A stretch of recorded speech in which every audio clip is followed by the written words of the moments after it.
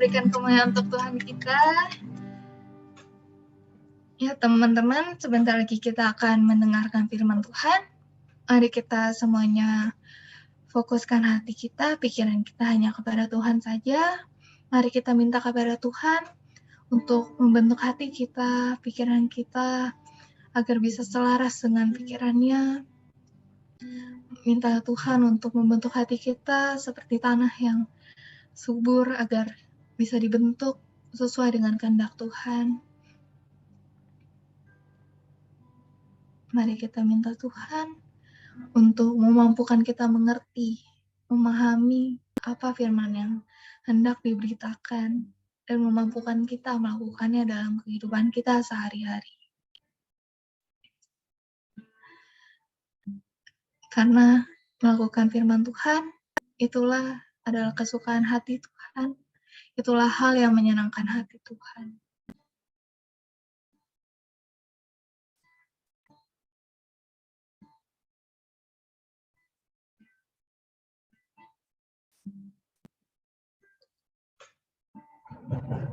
Bagi yang sudah siap, mari kita naikkan pujian yang sejati.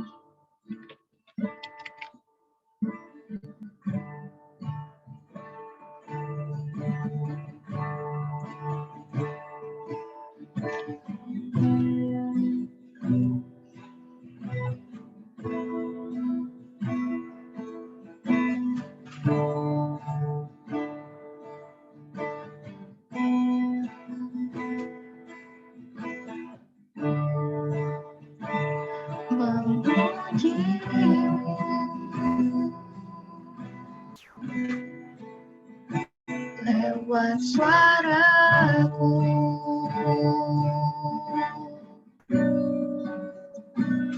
terasa cukup bagiku.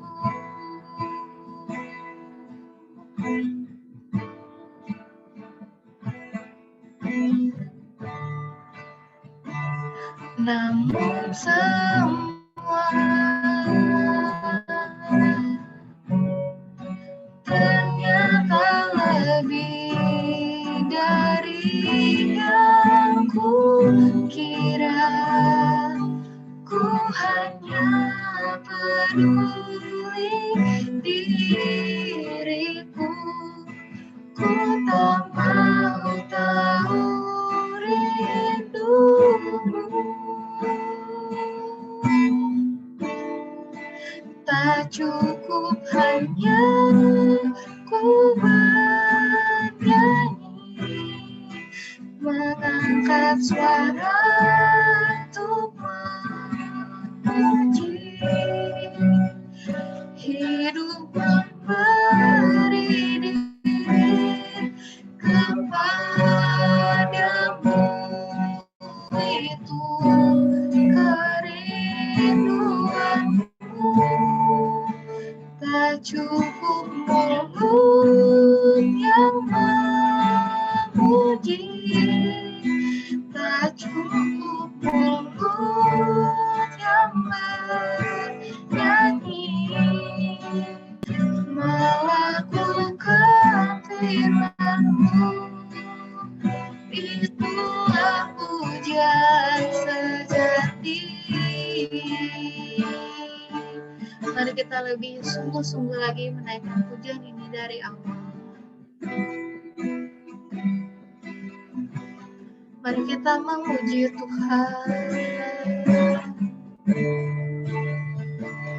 memuji-Mu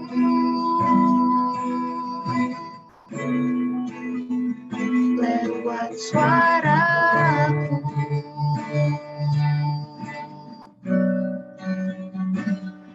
Rasa cukup bagiku.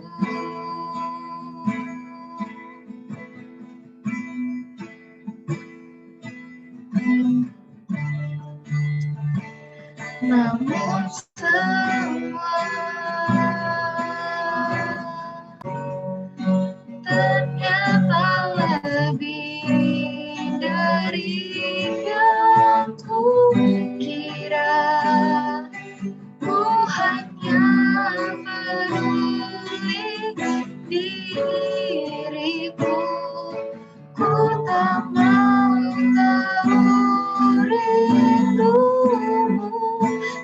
tak cukup hanya ku bernyanyi, mengangkat suara untuk memuji. Hidup memberi diri kepadamu, itu kerinduanku. Tak cukup mulut yang memuji, tak cukup mulut yang bernyanyi, melakukan firman-Mu, itulah pujian. Mari kita dengan lembut naikkan pujian ini. Tak cukup hanya ku bernyanyi, mengangkat suara untuk memuji. Hidup memberi diri kepadamu, itu kerinduanmu. Tak cukup mulut yang memuji, tak cukup mulut yang bernyanyi, melakukan firman-Mu, itulah pujian sejati. Tak cukup hanya ku bernyanyi, mengangkat suara untuk memuji. Hidup memberi diri kepadamu, itu kerinduanmu. Tak cukup mulut yang memuji, tak cukup mulut yang bernyanyi, melakukan firman-Mu, itulah pujian sejati. Melakukan firman-Mu, melakukan firman-Mu, itulah pujian sejati. Benar ya Bapa, kami mau belajar firman-Mu pada malam hari ini. Kami juga mau belajar untuk melakukan firman-Mu ya Bapa dalam kehidupan kami. Ajar kami ya Bapa untuk mau mendengar dengan baik, untuk bisa taat melakukan firman-Mu. Engkau yang pakai juga ya Bapa hamba-Mu, Pendeta Karmelia, Engkau yang pakai mulut bibirnya ya Bapa agar bisa memberitakan firman-Mu sesuai dengan kehendak-Mu saja. Terima kasih Bapa, hanya di dalam nama-Mu kami telah berdoa dan mengucap syukur. Haleluya, amin. Kepada hambanya dipersilakan. Ya, makasih Amel. Shalom teman-teman semua. Apakah suaranya Shalom. terdengar jelas ya suaranya ya? Oke, hari ini saya mau coba untuk share screen dulu. Sebelumnya saya ucapkan terima kasih kepada pembina dan pengurus EYT yang telah mengizinkan saya untuk kita bisa mendengarkan firman Tuhan sama-sama pada malam hari ini. Oke, semoga ini nggak salah. Nah, teman-teman bisa lihat dengan jelas.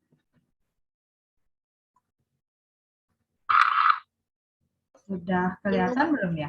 Belum muncul CL. Slideshow PowerPoint-nya maksudnya, tapi udah ke screen-nya udah tampak. Bentar ya.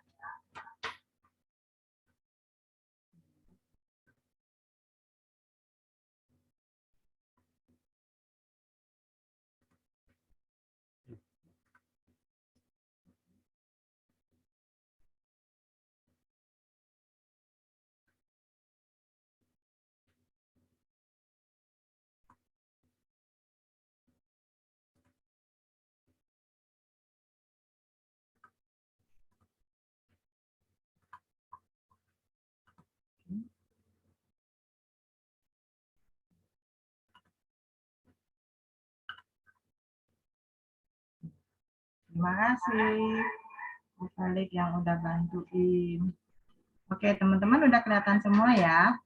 Nah, sesuai dengan judul yang ada di layar teman-teman, hari ini kita akan belajar bahwa tubuh kita ini adalah bait Allah. Teman-teman, emang kita udah sering dengar nih tentang hal ini. Kita udah tahu tubuh kita bait Allah. Tapi yang namanya manusia itu punya penyakit lupa, teman-teman. Dan lupanya itu nggak perlu diajarin. Lupanya itu udah bawaan orok. Dari kita lahir, nggak usah diprogram. Udah ada tuh built-in dalam tubuh kita lupa. Makanya kenapa kita harus setiap hari, setiap saat mendengarkan firman Tuhan, berdoa supaya kerohanian kita tetap bertumbuh, supaya kita tetap nggak lupa begitu ya. Yuk kita lihat dulu ayatnya yang dari 1 Korintus 6 ayat 19 dan 20. Teman-teman bisa buka di tempat masing-masing atau lihat di layar yang udah saya siapkan ya. Ya, 1 Korintus 6 ayat 19 sampai 20 kita bisa baca sama-sama tapi nggak perlu di-unmute mic-nya. 3, 4. Atau tidak tahukah kamu bahwa tubuhmu adalah bait Roh Kudus yang diam di dalam kamu, Roh Kudus yang kamu peroleh dari Allah, dan bahwa kamu bukan milik kamu sendiri, sebab kamu telah dibeli dan harganya telah lunas dibayar.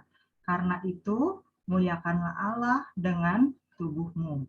Nah, teman-teman, sekitar tahun 55 Masehi, Rasul Paulus menulis surat pertama ini kepada jemaat yang ada di Korintus. Makanya kitabnya disebut 1 Korintus dan 2 Korintus, karena ini adalah surat yang pertama. Ada lagi surat yang kedua. Nah, dalam surat ini Rasul Paulus menegur jemaat-jemaat gereja yang ada di Korintus karena ada muncul berbagai masalah. Ya, tentunya gereja-gereja itu berusaha untuk menyelesaikan masalah-masalah yang ada di antara jemaat seperti gereja-gereja yang ada zaman sekarang ini. Nah, masalah apa aja sih yang ada pada waktu itu? Kayak misalnya perselisihan dan konflik hukum yang terjadi di luar gereja. Ada juga yang lebih parah adalah hubungan seksual dengan saudara sekandung, dengan keluarga sekandung, dan sebagainya.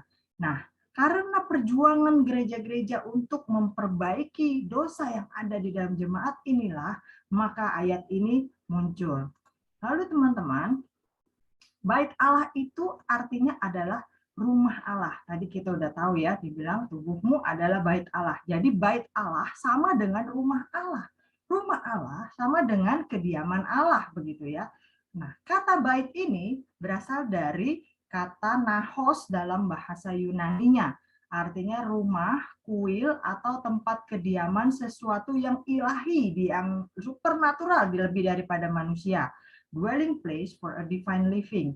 Nah, suatu hal yang istimewa, yang luar biasa, bahwa tubuh manusia itu bisa disebut sebagai tempat kediaman Allah, rumahnya Allah, di mana Allah mau tinggal di dalam kita. Nah, tentunya bait Allah yang dibicarakan di sini bukan tentang gedungnya, bukan tentang ruangannya, bukan tentang hal-hal fisik, tetapi yang dibicarakan di sini adalah pribadi manusianya. Nah, Rasul Paulus minta kita menyadari bahwa tubuh kita bukan milik kita lagi. Artinya kalau bukan milik kita, bukan kita yang berwenang. Lalu menjadi milik siapa tubuh itu? Tubuh kita yang berdosa ini sudah dibeli dan dibayar dengan lunas oleh kematian dan kebangkitan Yesus. Sehingga kita apa? Dari orang berdosa kita menjadi alat kebenaran. Nah, lalu apa sih yang harus kita lakukan dengan tubuh kita setelah kita dikasih tahu, diingatkan berulang-ulang bahwa tubuh kita adalah bait Allah?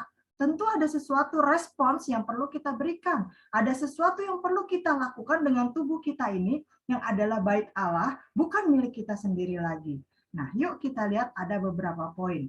Yang pertama, kita belajar dulu kenapa sih apa yang harus kita lakukan? Menghargai tubuh kita. Kita harus menjaga tubuh kita harus merawat tubuh kita. Nah, contohnya aja, Tuhan Yesus itu menghargai loh tubuh manusia. Misalnya, dia menyembuhkan orang sakit buta, lumpuh, mati sebelah, dan sebagainya, begitu ya. Nah, bagi orang Israel di dalam perjanjian lama, bait suci adalah tempat pertemuan Allah dengan manusia. Jadi apa-apa mereka perginya ke bait suci, apa-apa mereka perginya ke bait Allah. Mereka menyembah Allah di sana, mereka berdoa di sana, mereka membakar dupa, mereka memberikan korban bakaran, mereka memohon ampun kepada Tuhan. Nah, mereka melakukan segala sesuatunya di bait Allah itu sebagai tempat pertemuan karena mereka percaya Allah ada di sana. Dalam masa pelayanan Yesus selama 3,5 tahun, Yesus memulai pelayanannya di dunia ini, ada banyak hal yang Yesus lakukan karena dia menghargai tubuh manusia. Contohnya yang ada di layar teman-teman itu. Tuhan Yesus menyembuhkan orang yang matanya buta. Tuhan Yesus menyembuhkan orang yang kakinya lumpuh. Dia mengusir setan yang waktu itu bahkan disebut legion yang paling banyak sampai 2.000 lalu masuk ke dalam babi dan babinya terjun ke jurang begitu ya. Tuhan Yesus menyembuhkan orang yang piansui, yang mati sebelah tangannya. Mungkin kalau zaman sekarang kita udah sering lihat orang-orang yang stroke, yang mukanya miring, yang nggak bisa ngomong, yang tangannya sebelah nggak bisa diangkat, yang jalan. Itu Tuhan Yesus sembuhkan. Bahkan Tuhan Yesus memberi makan 5.000 plus orang yang lapar. Kenapa saya katakan plus-plus? Karena 5.000 itu hanya laki-laki yang dihitung pada waktu itu. Laki-laki kalau dihitung bawa istrinya, bawa anaknya, dan seterusnya, itu kurang lebih 15.000 orang yang lapar. Tuhan Yesus berikan mujizat 5 roti dan 2 ikan. Dia peduli. Dia juga menyembuhkan mertuanya Petrus yang sakit demam, sakit panas ketika Yesus datang ke sana. Bahkan Tuhan Yesus menyambung kembali telinga Malkus orang Romawi yang ditebas oleh Petrus di Taman Getsemani. Ditempelin lagi telinganya. Nah, melalui berbagai peristiwa ini, teman-teman, kita bisa melihat bahwa Yesus juga peduli dengan tubuh manusia. Yesus juga peduli dengan keadaan fisik kita. Yesus menghargai dan memberi perhatian, bahkan sampai kepada hal-hal yang sederhana. Nah, Allah menghargai dan mempedulikan tubuh kita. Kita yang punya tubuh ini, yang masih hidup di dalam tubuh ini, tentunya juga harus menghargai dan memberi perhatian sama tubuh kita sendiri. Kita harus merawat tubuh kita. Nah, orang seringkali bilang apa? Love yourself. Ini tidak berkaitan dengan narsis begitu ya, selfie-selfie melulu, mengagumi diri sendiri. Tidak, tapi kita perlu pada porsi yang tepat untuk mengasihi diri kita sendiri. Kita suka dengan bentuk wajah kita merawat tubuh kita memperhatikan jangan sampai makanan kita salah, jangan sampai rambut kita kotor, tidak keramas, dan selebihnya. Jangan sampai kita melakukan hal-hal yang justru merugikan tubuh yang Allah sudah berikan kepada kita. Nah, emang ada hal-hal yang bisa merugikan tubuh kita? Ada banyak hal-hal yang bisa kita lakukan dengan sadar atau tidak sadar, tetapi cepat atau lambat malah merugikan tubuh kita yang adalah bait Allah ini. Nah, coba teman-teman bisa lihat sendiri. Itu mulai dari mabuk-mabukan, merokok, narkoba, seks bebas, perjinahan, percabulan, pornografi, makan apa saja sebebas-bebasnya, segala macam dimakan, malas olahraga, sering begadang, kurang tidur untuk hal-hal yang nggak perlu, Netflix kan lah, dan sebagainya, nonton TikTok kan lah, dan apa, makan tidak teratur, dan lain-lain. Itu bisa menyebabkan tubuh kita rusak. Mungkin saat ini kita belum merasakan akibatnya. Tetapi kalau hal-hal seperti itu terus-terus kita lakukan, maka lambat tapi pasti akan berpengaruh buruk terhadap tubuh kita, membawa kerugian bagi kita. Nah, selain itu, kalau tubuh ini terganggu, makanya kita juga seringkali merasakan depresi, frustrasi, sampai pengen minum Fanta rasa stroberi begitu kan. Nah, kenapa banyak orang yang sampai nekat bunuh diri? Karena tertekan, karena frustrasi, merasa tidak ada perhatian, merasa terlalu banyak tekanan, merasa penyakitnya nggak pernah sembuh, udah ke dokter mana-mana tapi makin sakit. Ada lagi yang patah hati gitu kan, broken heart karena apa? 15 kali nembak, 20 kali ditolak begitu kan. Ada lagi yang karena persoalan dalam keluarga yang nggak ada habis-habisnya. Si papa sama mama berantem terus setiap hari. Adik kakak juga nggak bisa ada yang diajak ngomong, teman juga nggak ada yang peduli, om tante juga semuanya ngejudge terus. Belum lagi yang dibully oleh lingkungannya, yang dikerjain melulu sama temannya, yang dihina terus di luar rumah. Belum lagi terjerat hutang bunga berbunga. Nah, teman-teman jangan sampai ya, di sini ada yang main-main pinjol dan segala macam. Ah, enggak sih, aku masih kecil. Ya, jangan sampai tertarik mulai dari sekarang. Ada lagi yang benci, dendam, iri hati, sakit hati, dan semua. Akhirnya apa? Membuat orang nekat bunuh diri atau bahkan membunuh orang lain. Nah, kenapa kita nggak boleh bunuh diri atau membunuh orang lain? Oke lah, kalau membunuh orang lain emang nggak boleh ya ngerugiin orang lain. Tapi kenapa sih kita nggak boleh membunuh diri kita sendiri? 1 Korintus 3 ayat 17 berkata, jika ada orang yang membinasakan bait Allah, maka Allah akan membinasakan dia. Sebab bait Allah adalah kudus dan bait Allah itu ialah kamu. Begitu Allah sangat menghargai tubuh kita. Begitu Allah sangat menghargai tubuh manusia. Jadi kalau kita sendiri aja yang bunuh diri kita, artinya kita membinasakan bait Allah. Dan Allah tetap akan membinasakan kita. Teman-teman, ketika seseorang melakukan hal-hal yang merugikan tubuhnya sendiri, sampai dia membunuh diri atau membunuh orang lain, dia membinasakan bait Allah, artinya dia tidak lagi menghargai tubuhnya sendiri atau tubuh orang lain sebagai bait Allah. Bukan hanya menghina Allah, tetapi dia sudah menghujat Allah. Dia tidak peduli dengan sesuatu yang Allah begitu pelihara, begitu Allah jaga, begitu Allah hargai, sampai Allah rela mati di kayu salib, sampai Allah rela melakukan mujizat untuk menyembuhkannya, tapi dengan begitu nekatnya, dengan begitu gampangnya, dia bunuh diri atau bunuh orang lain. Dia menghina tempat kediaman Allah. Nah, teman-teman, mari kalau kita udah tahu Allah begitu menghargai tubuh kita, yuk mulai dari sekarang kita juga hargai dan rawat tubuh kita sebagai bait Allah. Gimana caranya? Mulai dari konsumsi makanan yang sehat dan bergizi, mulai olahraga teratur sebisa kita, sesuai usia kita, porsi kita masing-masing.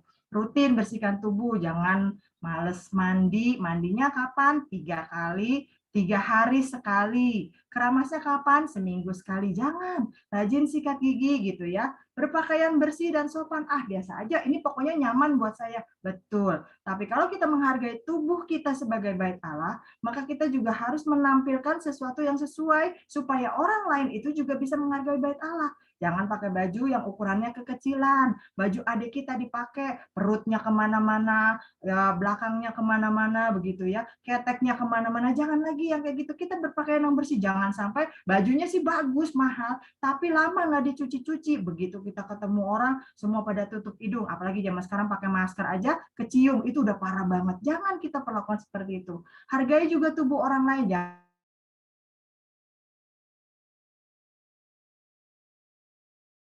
dia merasa luka, jadi jangan kita mulai seperti itu. Hindari merusak tubuh kita ya teman-teman, tubuh kita bait Allah. Jangan mulai ditato-tato, ditindik-tindik dengan body piercing lah, di mana-mana dikasih anting sampai di hidung kayak sapi dan sebagainya begitu ya. Jangan mulai dengan narkoba yang coba-coba. Sekarang banyak narkoba model permen lah, model apa untuk menjebak kita kaula muda. Jangan hal-hal seperti itu. Alkohol, nggak apa-apa, cuma di pesta, cuma sedikit. Jangan dicoba-coba seperti itu. Apalagi rokok, zaman sekarang kalau nggak ngerokok nggak keren. Pakai vape. Sama aja, itu malah lebih merusak ke paru-paru kita. Teman-teman sendiri, saya yakin teman-teman berpikiran modern, bisa googling sendiri akibat-akibatnya. Mari kita perlakukan tubuh kita sebaik-baiknya. Kalau Allah saja menghargai tubuh kita juga harus merawat tubuh kita ini seperti barang berharga. Ada banyak hal yang bisa kita lakukan dan itu hal-hal yang baik. Jadi yang pertama, tubuh kita ini adalah bait Allah. Allah menghargai tubuh kita, kita juga harus menghargai dan merawat tubuh kita. Kemudian yang kedua, teman-teman, kita harus menjaga kekudusan bait Allah. 1 Korintus 6 ayat yang ke-20. Kita lihat sama-sama, yuk kita baca sama-sama ya teman-teman. 1 Korintus 6 ayat yang ke-20 sudah ada di layar. Sebab kamu telah dibeli dan harganya telah lunas dibayar.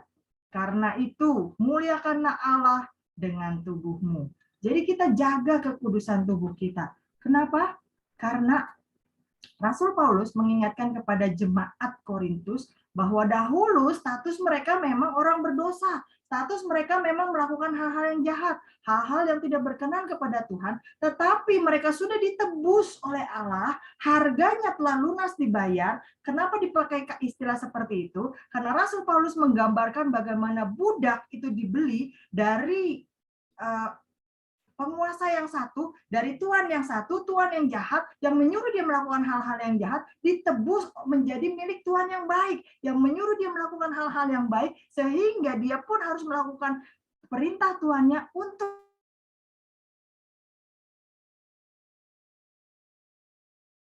Nah, mereka sekarang sudah menjadi milik Allah, sudah dikuduskan, sudah dibenarkan di dalam Kristus melalui karya penebusannya di kayu salib. perubahan status ini tentu ada konsekuensinya, teman-teman. Konsekuensinya adalah kita harus meninggalkan dosa-dosa kita yang dulu kita kerjakan. Yang namanya dosa itu susah kalau ditinggalkan. Kenapa? Biasanya dosa itu menjerat, biasanya dosa itu enak, biasanya dosa itu nikmat. Kenapa saya harus tinggalkan? Nggak apa-apalah sedikit-sedikit, tapi itu konsekuensinya. Kita sudah dibeli, kita sudah ditebus, kita sudah dibenarkan, kita sudah disucikan, tinggalkan dosa yang lama. Yang kedua, bukan cuma meninggalkan dosa, tapi kita harus menjalani hidup kita selanjutnya dengan standar yang baru, dengan segala sesuatu yang berguna bagi diri kita dan memuliakan Tuhan. Itu standar barunya. Jadi setelah kita ditebus, kita nggak lagi pakai standar yang lama. Nggak apa-apalah, begini aja, cincailah, nggak apa-apalah, sedikit-sedikit. Enggak, kita punya standar yang baru, yaitu segala sesuatu berguna bagi diri kita dan juga memuliakan Tuhan. Nah, kalau tubuh kita adalah bait Allah, tapi tubuh ini tetap kita kotori, tubuh ini tetap kita cemari, tubuh ini tetap dalam kondisi yang najis, pasti Allah juga nggak mau tinggal di dalamnya. Contohnya aja teman-teman, mungkin kalau kita punya kamar sendiri-sendiri di rumah kita ya, atau kita tinggal di rumah orang tua saat ini, tapi rumahnya kotor, nggak pernah disapu, kemudian sampah ada di mana-mana, dibuang sembarangan, piring-piring kotor, gelas-gelas kotor, bekas makan nggak dicuci, ditaruh terus di wastafel tempat cuci piring, yang akhirnya menimbulkan bau-bauan. Kalau habis pipis atau pup itu juga nggak disiram di WC. Nah, teman-teman bisa bayangkan, kalau kita tinggal di rumah yang seperti itu, kira-kira nggak bakal sehat, baunya ngambrong luar biasa yang nggak bagus, dan tentunya kita juga pasti nggak mau. Orang normal tidak akan mau tinggal di rumah yang kotor seperti itu. Orang normal. Nah, kalau diri kita adalah bait Allah, tentunya Allah juga pengen rumahnya bersih. Tentunya Allah juga pengen rumahnya kudus. Tentunya Allah juga pengen rumahnya tidak dicemari. Ada banyak hal yang bisa kita lakukan yang bisa mengotori diri kita sebagai bait Allah.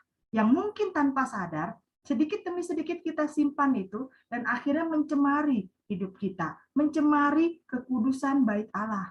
Dengki, kemunafikan, dendam, kepahitan yang kita simpan sedikit demi sedikit, kesombongan. Nah, ini dosa yang paling berbahaya karena orang tidak sadar kalau dirinya sombong. Iri hati, nggak pernah senang lihat orang lain senang, tapi senang lihat orang lain susah. Perseteruan, pengen bawaannya berantem mulu. Keserakahan, semua dia mau. Butuh nggak butuh, orang lain atau orang lain punya, tetap dia mau. Fitnah, kedegilan, kemarahan, dan seterusnya. Ini bisa membuat kita mencemari tubuh kita sebagai bait Allah. Dan lama-lama Allah tidak akan mau tinggal di dalam baitnya yang kotor seperti itu.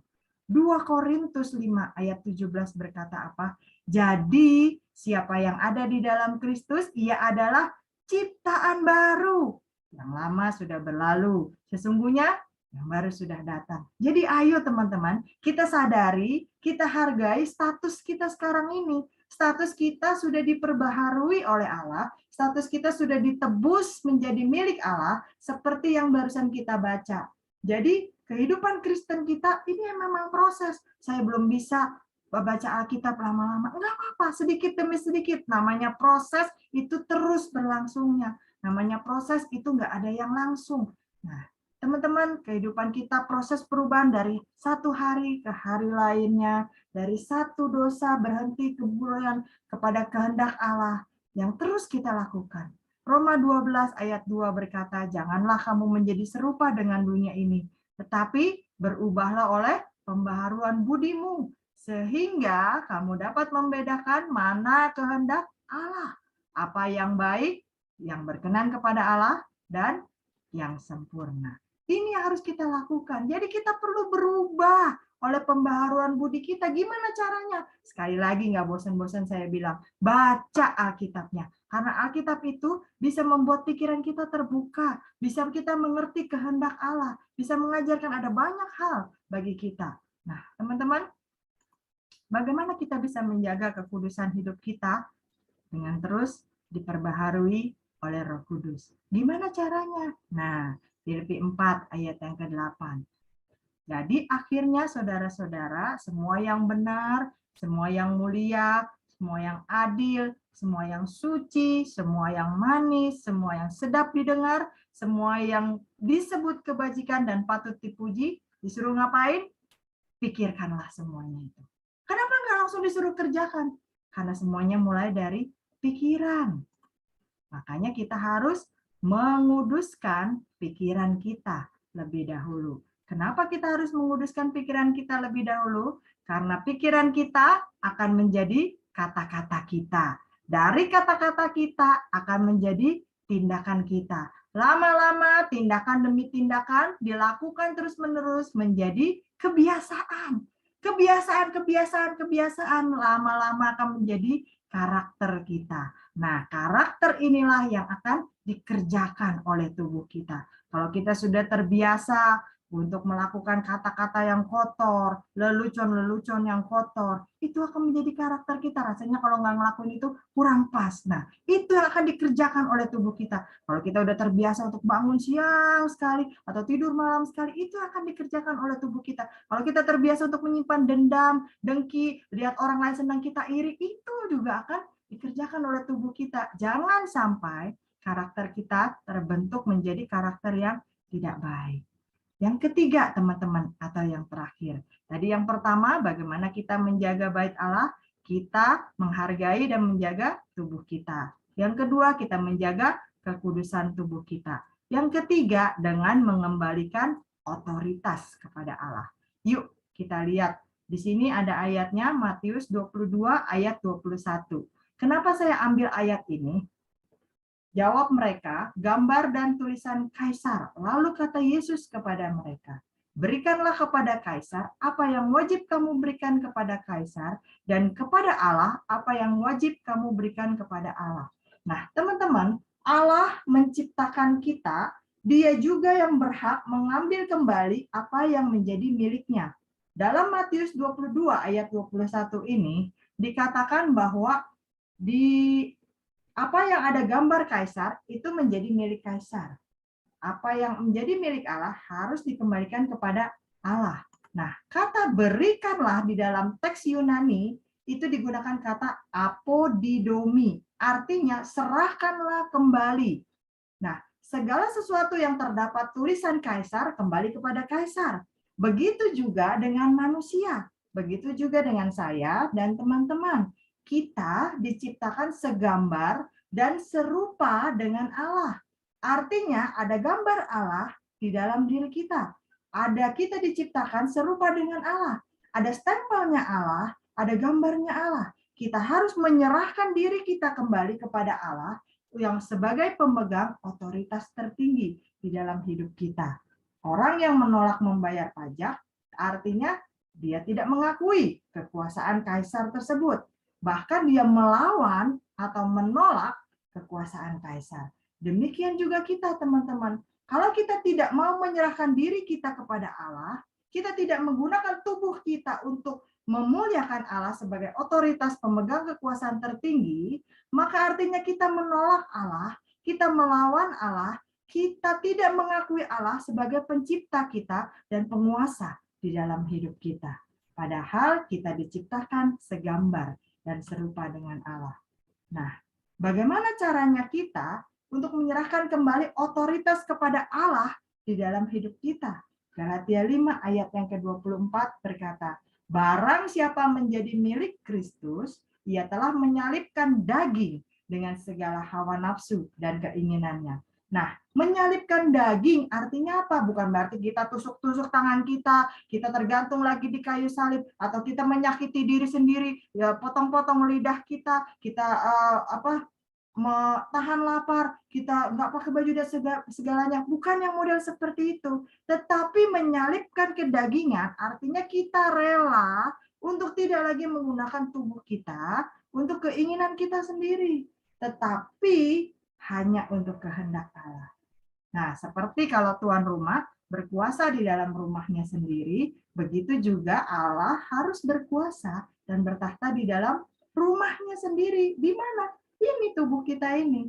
Segala sesuatu yang kita lakukan dengan tubuh ini harus selaras, harus sesuai dengan maunya Tuhan. Contoh di rumah, katanya Di rumah yang mengatur rumah tangga, yang menjadi ratu rumah tangga adalah ibu atau mama, begitu ya. Jadi kalau mama mau bilang kompornya geser ke kiri atau ke kanan, ya itu terserah mama karena dia yang menguasai dapur, gitu ya. Kalau mama yang bilang ini nyapu sehari 2 kali, itu terserah mama juga karena memang dia yang mengatur rumah tangga. Nah, begitu juga dengan Allah. Dia yang harus berkuasa bertahta di dalam diri kita. Dia yang harus mengatur seluruh hidup kita.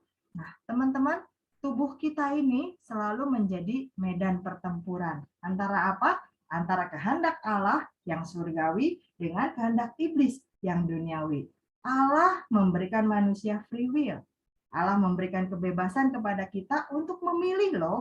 Kita tidak diciptakan menjadi robot yang diprogram mengikuti apa kehendak Allah begitu saja tanpa bisa memilih. Enggak, kita dikasih kehendak. Apa kita mau mengikuti kehendak Allah atau mengikuti bujukan iblis? Dua-duanya ada konsekuensinya.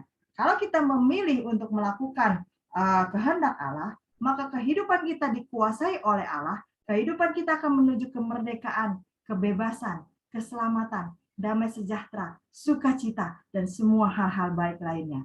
Sebaliknya teman-teman, kalau kita memilih untuk mengikuti bujukan iblis, maka hidup kita akan dikuasai dengan kedagingan, dengan dosa, terus diperbudak, dan pada ujungnya akan berakhir kepada kebinasaan. Nah, teman-teman, kehidupan kita ditentukan dari sekarang. Orang Kristen mati 1 kali, hidup 2 kali. Kita hidup sekarang dan hidup yang kekal akan datang. Jangan sampai nanti kita masuk ke dalam kerajaan iblis yang kekal selama-lamanya. Dua-duanya sama-sama kekal. Surga itu kekal, neraka juga kekal. Pilih dari sekarang. Kalau saya akan pilih kehidupan yang dikuasai oleh Allah. Bagaimana dengan teman-teman? Saya berharap teman-teman juga memilih kehidupan yang dipimpin oleh Tuhan Yesus. Nah, teman-teman, suatu kehormatan atau kebanggaan ketika tubuh kita ini disebut sebagai bait Allah. Itulah tempat Allah berdiam, tempat Allah tinggal. Itulah sebabnya hidup kita sebagai orang percaya harus mencerminkan bahwa diri kita ini adalah bait Allah, di mana Allah berdiam, di mana Allah tinggal, Allah berkuasa, Allah berkehendak di dalamnya. Jangan lupa diri kita ini adalah sangat berharga di mata Allah. Jangan kita merasa diri kita tidak berharga, jangan kita menghina diri kita sendiri, jangan kita tidak merawat diri kita sendiri, jangan kita membuli diri kita sendiri, kita menghina diri kita sendiri, jangan. Tidak penting apa pandangan orang lain terhadap kita, karena bagi Allah, kita adalah berharga. Allah mau diam di dalam kita, dan itu suatu kehormatan yang luar biasa. Pengakuan bahwa kita adalah orang-orang yang percaya dan menerima Tuhan sebagai Tuhan dan Juru Selamat di dalam hidup kita, seharusnya bukan cuma di mulut, seperti tadi pujian yang kita naikkan. Enggak cukup cuma dengan haleluya, puji Tuhan, kita bernyanyi selama 2 jam ibadah dan seterusnya. Enggak cukup. Bukan hanya sekedar lip service saja, tetapi harus dengan rela hati, rendah hati, kita buktikan lewat apa? Lewat hidup kita sehari-hari. Teman-teman bisa berkata shalom ketika bertemu di gereja, selebihnya berkata shalom ketika kita nggak ada di gereja. Tapi Tuhan tahu tentang hal itu. Teman-teman mungkin bisa tidak merokok ketika kita akan ibadah EYT on-site. Tapi selebihnya ketika kita merokok, Tuhan juga bisa melihat. Jadi jangan lakukan itu sekedar lip service, jangan lakukan itu sekedar kita ada di mana, tapi lakukan itu setiap hari, setiap saat, karena mata Tuhan melihat. Buktikan lewat hidup kita sehari-hari. Bagaimana kita memperhatikan hidup kita, kita menghargai tubuh kita menjaga kekudusan kita, mulai dari pikiran kita, karena semuanya bermula dari sini, sehingga karakter kita juga akan terbentuk sesuai dengan yang Allah mau, dan pada akhirnya kita mengembalikan otoritas yang menjadi milik Allah. Nah, teman-teman, mari kita hargai, kita rawat tubuh kita jaga kekudusan kita kembalikan otoritas Allah di dalam hidup kita. Jadi hari ini kita kembali diingatkan bahwa tubuh kita ini adalah bait Allah. Bagaimana kita harus perlakukan tubuh kita? Kita jaga dan rawat tubuh kita jaga kekudusan kita kembalikan otoritas Allah dalam hidup kita. Amin teman-teman, mari kita sama-sama berdoa. Bapa di dalam surga, terima kasih Malam ini kami kembali diingatkan bahwa tubuh ini bukan milik kami sendiri. Gak boleh kami gunakan seenak-enaknya, gak boleh kami rusak, gak boleh kami sakiti, melainkan harus kami rawat. Allah sudah menunjukkan bagaimana Allah begitu menghargai tubuh manusia. Allah menyembuhkan yang sakit, Allah menolong, Allah melakukan berbagai mujizat, bahkan memberi makan yang lapar. Tuhan, ampuni kami. Kalau selama ini mungkin kami lupa bahwa Allah memberi kehormatan, Allah mau tinggal di dalam tubuh kami. Kami harus menjaganya baik-baik. Ampuni kami Tuhan, kalau untuk rutinitas sehari-hari kami malas membersihkan diri kami. Kami tidak mau merawat diri kami. Kami makan makanan apa saja seenak-enaknya. Kami mengumpulkan berbagai macam penyakit di dalam tubuh kami yang lambat tapi pasti satu kali kami akan menikmati hasilnya. Tuhan, ampuni kami. Mulai dari sekarang, kami ingin merawat tubuh kami. Kami ingin menghargainya sebagaimana Allah menghargai kami. Ampuni kami juga Tuhan, kalau selama ini kami kurang menjaga atau kami bahkan tidak menjaga kekudusan tubuh kami sama sekali. Kami mengisi berbagai hal-hal yang tidak sesuai dengan kehendak Allah ke dalam pikiran kami, sehingga itu keluar melalui kata-kata kami, keluar melalui tindakan kami, bahkan terbentuk menjadi kebiasaan dan lama-lama menjadi karakter kami, sehingga tubuh ini pun dikotori karena mengikuti apa yang ada di pikiran kami. Kami menyakiti orang lain, kami menyakiti tubuh kami sendiri, dan lebih daripada itu, kami menyakiti hati Allah dengan mengotori tubuh Allah ini, kediaman Allah. Ampuni kami ya Tuhan. Mulai hari ini kami mau ingat, kami harus berhati-hati dengan apa yang kami pikirkan, karena Allah menghargai pikiran-pikiran kami. Tuhan, kami mau mengembalikan otoritas kepada Engkau saja. Kalau selama ini kami lebih menuruti kehendak kami sendiri, membuat rencana kami sendiri, mengikuti perasaan-perasaan kami sendiri, bahkan mungkin tanpa sadar kami sudah dibujuk rayu oleh si iblis jauh daripada Engkau. Ampuni kami Tuhan. Mulai hari ini kami mau menyerahkan diri kami kembali kepadamu, karena kami diciptakan segambar dan serupa dengan Allah. Kami tidak mau dicap orang-orang yang menolak Allah. Kami tidak mau dihukum oleh Allah. Kami mau Engkau kembali bertahta. Engkau yang memimpin hidup kami. Engkau yang menjadi nahkoda di dalam kapal kehidupan kami. Engkau yang memberikan, menyempurnakan setiap rencana yang kami buat. Engkau yang memimpin kami. Karena kami percaya Tuhan, kalau kehendak-Mu yang terjadi di dalam hidup kami, maka itu akan mendatangkan damai sejahtera, sukacita, keselamatan, kebahagiaan, dan hal-hal surgawi yang baik lainnya bagi kami. Walaupun mungkin saat ini kami belum mengerti, kami belum melihatnya, tetapi lambat namun pasti hal itu akan terjadi di dalam hidup kami. Terima kasih Tuhan. Mari Roh Kudus terus ingatkan kami, terus ajari kami, karena kami tahu melakukan firman-Mu tidak semudah mendengarkannya. Tapi kami juga tahu bersama Yesus kami pasti bisa. Hanya di dalam nama Yesus kami berdoa dan bersyukur. Yang percaya bersama kita katakan, amin. Saya serahkan kembali. Thank you, JS, atas layanannya. Tuhan Yesus memberkati. Boleh kita, untuk yang merasa terberkati, boleh berikan reaction? Mungkin, ya. Thank you untuk reaction-nya. Teman-teman, apakah ada yang mau kesaksian?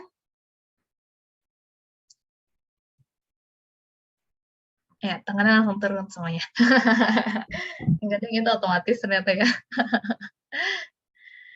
Oke, kalau nggak ada, kita boleh tulis pokok doanya masing-masing di chat. Nanti kita akan mendoakan satu sama lain.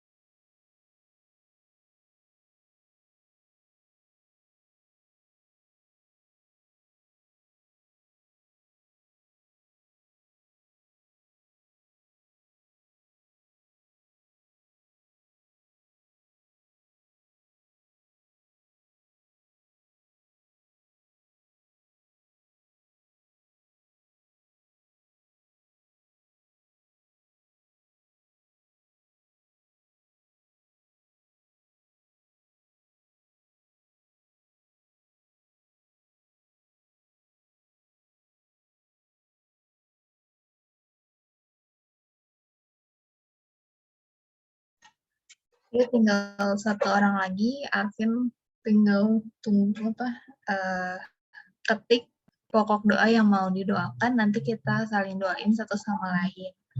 Seperti biasa, nanti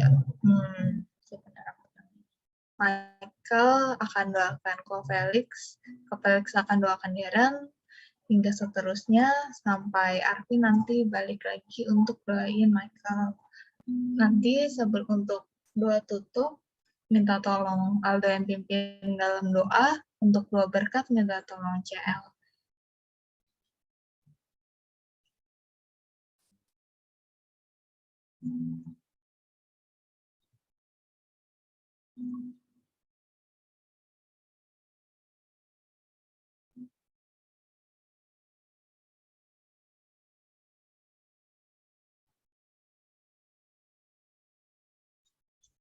Oke. Kita sebelum mendoakan satu sama lain, mari kita naikkan pujian, jadikan kami satu. Jadikan kami satu, seperti kerinduanmu, agar dunia tahu bukti nyata dari kasih-Mu. Sebelum kami pergi memberitakan kasih-Mu, mulailah dari kami lebih dulu, jadikan kami satu. Mari kita on mic-nya, saling doain. Tuhan Yesus. Bahkan kepada Bapa, terima kasih boleh mendoakan satu ya Bapa, Tuhan, doakan segala macam bahaya, bukan itu corona Tuhan atau kejahatan dunia Tuhan, jangan dengar pun juga kalau Tuhan ya Bapa, Tuhan jangan melakukan hari Tuhan kau berikan kehikmatan bersama Bapa, Yesus Kristus keluarga Tuhan, itu kan kau pimpin PTS Tuhan, dan melakukannya Tuhan bagi Tuhan, ini Bapa jadi menyerahkan ke dalam tangan kau saja. Dalam nama Yesus berdoa dan bersyukur. Amin. Dalam Yesus kami berucap syukur ya. Bapak, kami berterima kasih Tuhan buat segala berkat-Mu Tuhan sepanjang minggu ini Tuhan, dan juga Tuhan buat ibadah kami Tuhan, di mana kami bisa berkumpul dalam ibadah Tuhan walaupun melalui online Tuhan. Tuhan berkati juga Tuhan supaya Tuhan ibadah offline akan datang Tuhan di awal Tuhan. Tuhan berkati Tuhan sertai Tuhan, jauhkan dari segala gangguan penyakit dan mahabaya yang ada Tuhan. Dan juga Tuhan buat teman-teman kami yang tidak bisa hadir hari ini Tuhan yang berkati, Tuhan ingatkan Tuhan supaya bisa hadir di minggu yang akan datang Tuhan. Dimaksud Yesus Tuhan, hanya dalam nama Tuhan kami berdoa dan bersyukur Tuhan. Mari kita angkat kedua tangan kita siapkan hati kita untuk menerima berkat Tuhan. Maka sekarang turunlah atas kita semua sekalian kasih karunia dari Allah Bapa kita di dalam surga, pengampunan dan kekuatan dari Tuhan Yesus Kristus, Juru Selamat kita, damai sejahtera, sukacita, dan persekutuan yang manis dari Roh Kudus turun menyertai setiap langkah kita, mulai dari malam ini sampai selama-lamanya. Dalam nama Yesus, dan percaya bersama kita katakan, amin. Thank you CL atas pelayanannya. Thank you atas pelayanannya. Thank you Mel. Thank you atas pelayanannya. Raymond, God bless you.